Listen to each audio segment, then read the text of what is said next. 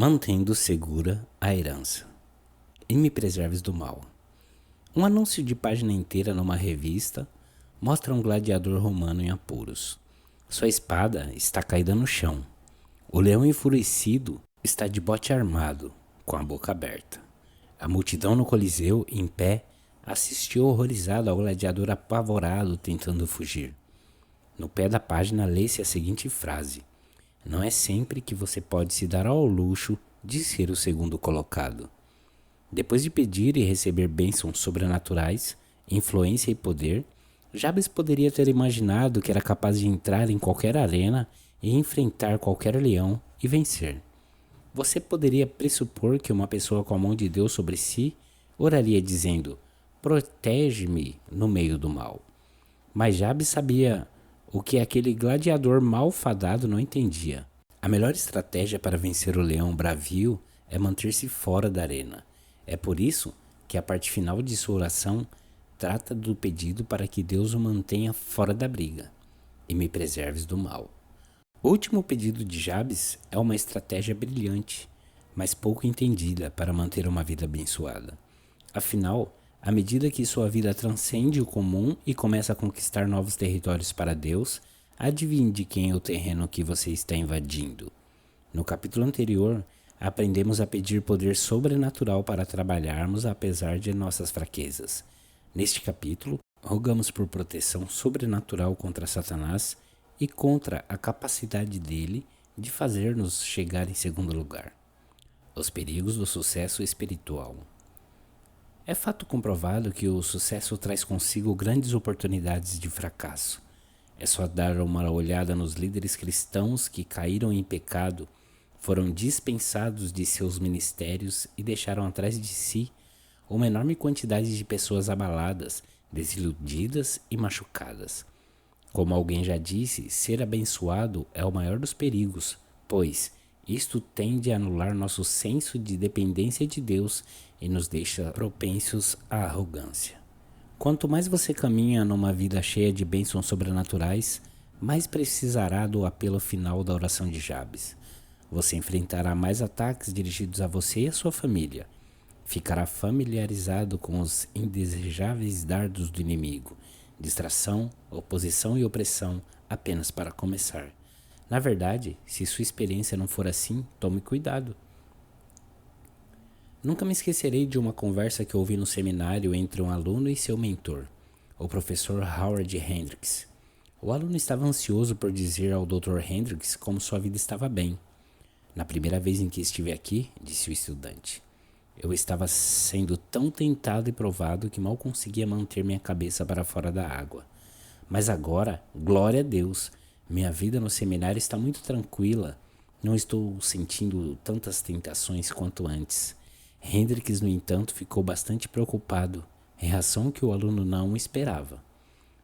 Esta é a pior coisa que eu poderia ter ouvido, disse o mentor ao aluno surpreso. Isso mostra que você não está mais na batalha. Satanás não está mais preocupado com você. Fomos redimidos e convocados para as linhas de frente da batalha. É por isso que orar para ser preservado do mal é parte tão importante de uma vida abençoada. Assim como muitas outras pessoas, descobri que é justamente após um grande momento de sucesso espiritual que preciso com mais urgência dessa última parte da oração de Jabes. Paradoxalmente, é o momento em que fico mais propenso a olhar para a fonte de minhas forças de uma maneira errada e perigosa. Anos atrás tomei um táxi no centro da cidade de Chicago que me levaria até o aeroporto. Desabei no banco de trás, exausto depois de uma semana de reuniões no Instituto Bíblico Moody. Deus se manifestara de maneiras impressionantes. Eu tinha pregado todos os dias e aconselhei o grande número de alunos, 76 para ser mais preciso. Registrei tudo no meu diário. Agora, indo para casa, estava física e espiritualmente exaurido. Olhando a esmo para o tráfego, pensei na oração de Jabes. Ó Senhor, orei, não tenho mais forças. Estou completamente exausto em razão da tua obra. Não posso lidar com a tentação. Peço-te que me preserves do mal. Quando embarquei no avião, descobri que me deram um assento no meio, o que não era um bom começo para minha viagem. e as coisas foram piorando. O homem ao meu lado sacou uma revista pornográfica. Senhor, pensei que tivéssemos feito um acordo, resmunguei em meu espírito, virando para o outro lado. Mas antes de o avião levantar voo, o homem do outro lado tirou da sua pasta outra revista masculina. Naquele momento, eu não estava propenso a pedir que os dois homens mudassem sua leitura. Fechei os olhos e orei. Não posso lidar com isso hoje. Senhor, por favor, manda esse mal embora. De repente, o homem à minha direita reclamou de algo, dobrou sua revista e a colocou de lado. Olhei para ele para ver o que o levava a agir daquela maneira. Nada, até onde pude perceber. Então o homem à minha esquerda olhou para o outro passageiro, também resmungou e fechou sua revista. Mais uma vez não pude enxergar uma razão aparente para aquela atitude. Estávamos sobre Indiana quando comecei a dar gargalhadas incontroláveis. Os dois me perguntaram o que havia de tão engraçado. Senhores, disse eu, vocês não acreditariam se eu lhes contasse. Brincando de ficar distante. Chegamos agora a uma das fortalezas ocultas de Satanás na vida dos cristãos. Em minha experiência, a maioria dos cristãos parece orar simplesmente pedindo forças para suportar a tentação, pela vitória contra os ataques de nosso feroz inimigo, Satanás. Por alguma razão, não pensamos em pedir que Deus simplesmente nos mantenha longe da tentação e que mantenha o diabo encurralado fora de nossa vida. Porém, no modelo de oração que Jesus deu a seus discípulos, quase um quarto de suas palavras pede libertação. E não nos deixes cair em tentação, mas livra-nos do mal. Mateus 6,13. Nada sobre visão espiritual ou poderes especiais. Nem uma palavra sequer sobre confrontação. Quando foi a última vez em que você pediu a Deus para ficar livre da tentação? Do mesmo modo que Deus quer que você peça mais bênçãos, fronteiras mais amplas e mais poder, Ele deseja ouvir de você seu pedido de afastamento do mal. Sem a tentação, nós não pecaríamos.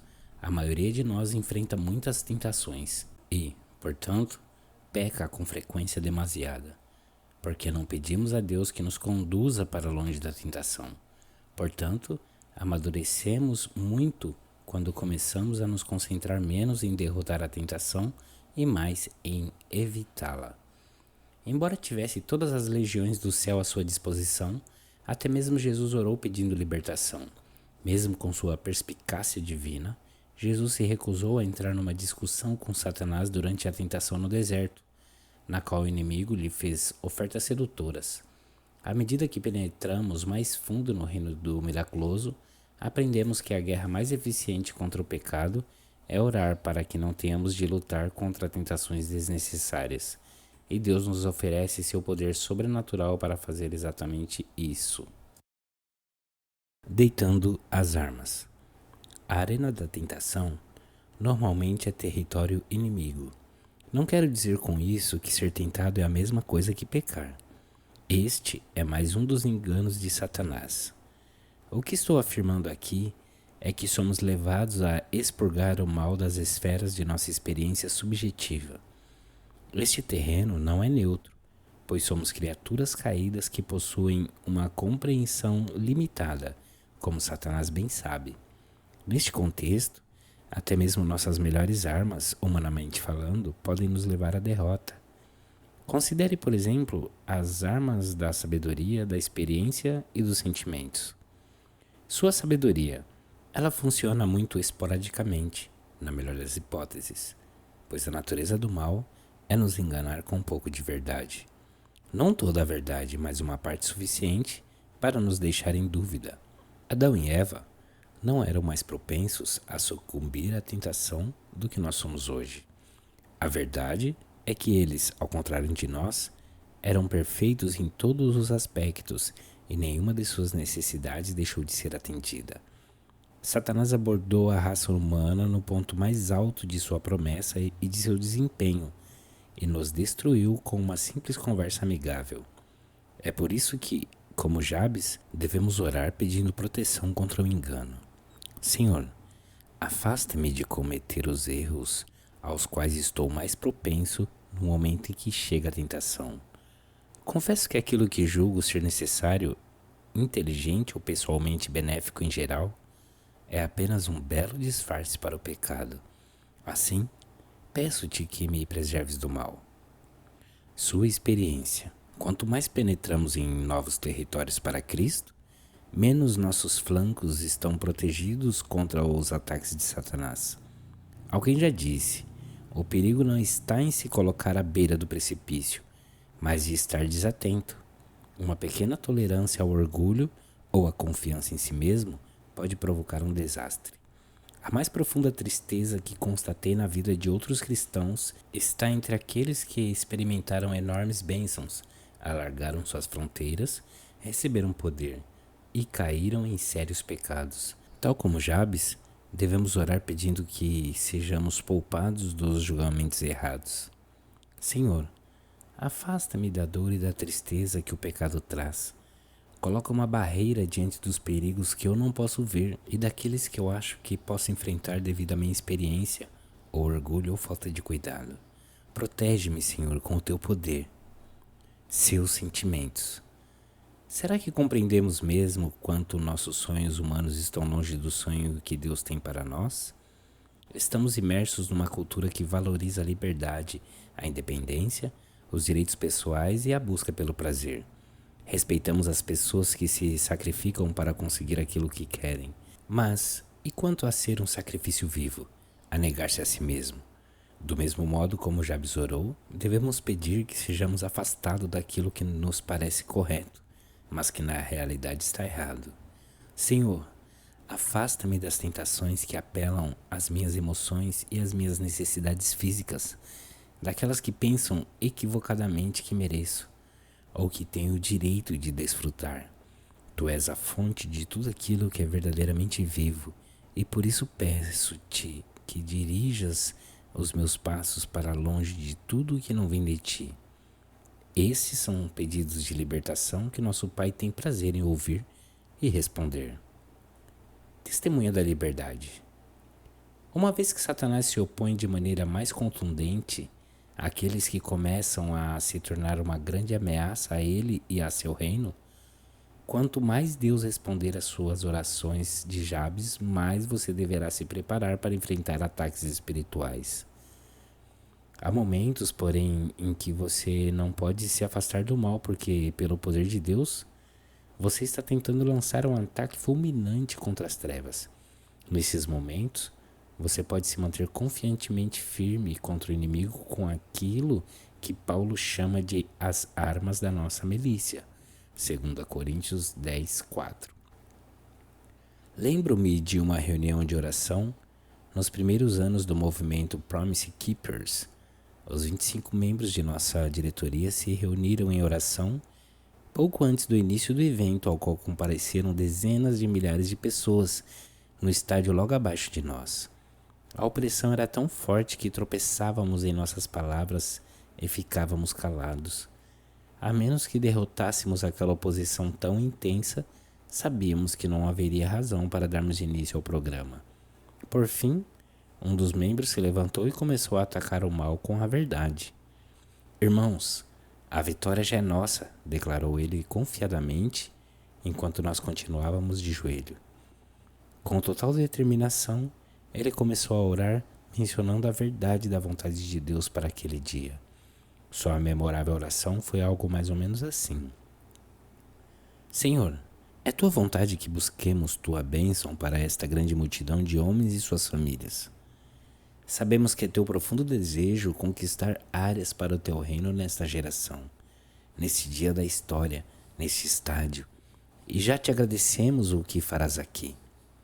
A essa altura, o máximo que o resto do grupo conseguia fazer era concordar com ele em oração, colocando-se nas mãos do Senhor para que ele agisse em nós e a nosso favor. O peso que sentíamos era quase impossível de suportar, mas a oração do nosso líder não parou ali. Pai, é teu profundo e imutável desejo que teu Espírito Santo esteja aqui, e ele está aqui em nosso meio, movendo-se entre as fileiras de homens que se reuniram nesse recinto. Tu estás aqui para trabalhar numa dimensão sobrenatural que mal podemos compreender, mas que sinceramente ansiamos. Diante de teu nome, Senhor Jesus, que todo o poder na terra se dobre ou seja exterminado. Em algum momento de sua oração, sentimos um romper de barreiras. Nossos apelos desesperados se transformaram em louvores e adoração. Sabíamos que tínhamos testemunhado a liberdade do Espírito. Caminhamos juntos, firmemente em direção ao centro do estádio para proclamar com ousadia os abundantes resultados daquilo que já havia sido conquistado em oração. Um legado de triunfo. Acho que Jabes teria gostado daquela oração. Ele quis viver livre do fardo do mal, porque o caráter irretocável de Deus e a imutável palavra do Senhor haviam lhe mostrado algo inimaginavelmente melhor. Fique fora da arena da tentação sempre que for possível, teria dito ele, mas nunca viva no temor ou na derrota. Pelo poder de Deus você poderá manter segura a sua herança de bênçãos. Você crê que nosso Deus sobrenatural vai preservá-lo do mal e proteger seu investimento espiritual? Jabes certamente cria e agiu de acordo com o que tinha em seu coração. Dali em diante, sua vida foi poupada da dor e do sofrimento que o mal traz.